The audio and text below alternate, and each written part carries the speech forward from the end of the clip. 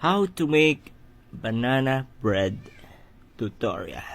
Let's go! So ayan guys, makikita nyo dyan, kinuha na namin yung mga saging dun sa last part po na pin-upload ko. And ayan guys, kumuha kami ng lalagyan and binabalatan na namin dyan isa-isa yung mga saging na bulok guys. Totally guys, bulok na talaga siya. Pwede pa naman siyang kainin pero hindi siya ganun ka-totally na bulok na bulok, pero ayan, makakain naman siya guys. And yan guys, nilagay na namin siya sa lalagyan and iniisa-isa namin yan. And ginaganyan namin siya. Hindi ko alam kung ano tawag yan. Dinudurog-durog-durog namin. And ayan, dinudurog-durog-durog lang. Parang pang dudurog niya sa'yo guys. Walang ganon.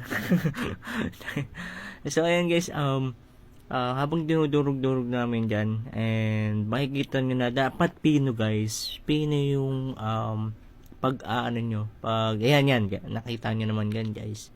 Pino-pino dapat yung gagawin nyo dyan pag dinudurog nyo na yung saging.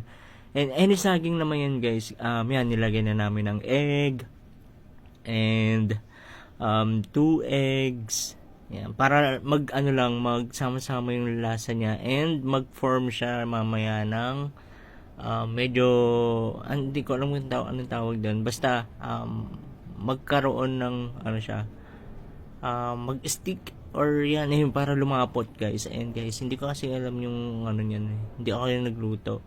So yan guys, gumamit kami ng pinaka equipment para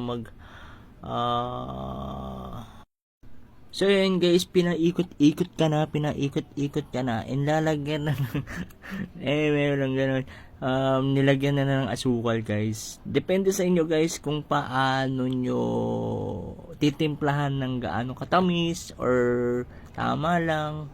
Sa mga hindi pwede sa matatamis, bawal nyo dagdagan ng marami guys. Depende sa inyo guys kung gusto nyo matamis or anything na gusto nyo lagyan or isang sachet na asukal, bahala kayo. Basta kami ayaw namin magka-diabetes. Walang ganon. So ayan guys, nilagyan namin na ng asukal siyempre para magkaroon ng lasa yung ginawa natin na banana cake. So ayan guys, so after natin lagyan ng asukal, siyempre hahalo-haluin ulit natin yan.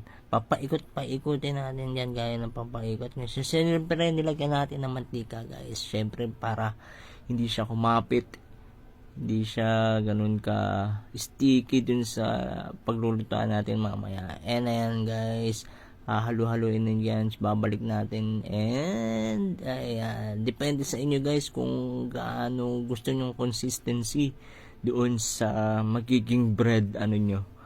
And ayan, nilagyan namin ng gatas ba yan or ano nilagay dyan. So ayan guys, nilagay namin ng malapot na puti. So gatas pala yung nilagay dyan. So gatas, depende na lang sa inyo kung anong ilalagay nyo guys, na cream or ayan. Naglagay din kami ng vanilla extract para may aroma na gusto nyong amoy. And ayan, hinalo-halo namin guys. And tinignan namin kung okay ba dyan yung ano niya, yung lapot nung magiging bread niya, and ano yung consistency na gusto namin. And naisip namin na lagyan pa siya kasi hindi pa ganun ka totally yung hinahanap namin para maging form ng bread siya. And ayan, nilagyan namin ng ng bread ng harina pa para mas okay yung form ng magiging bread.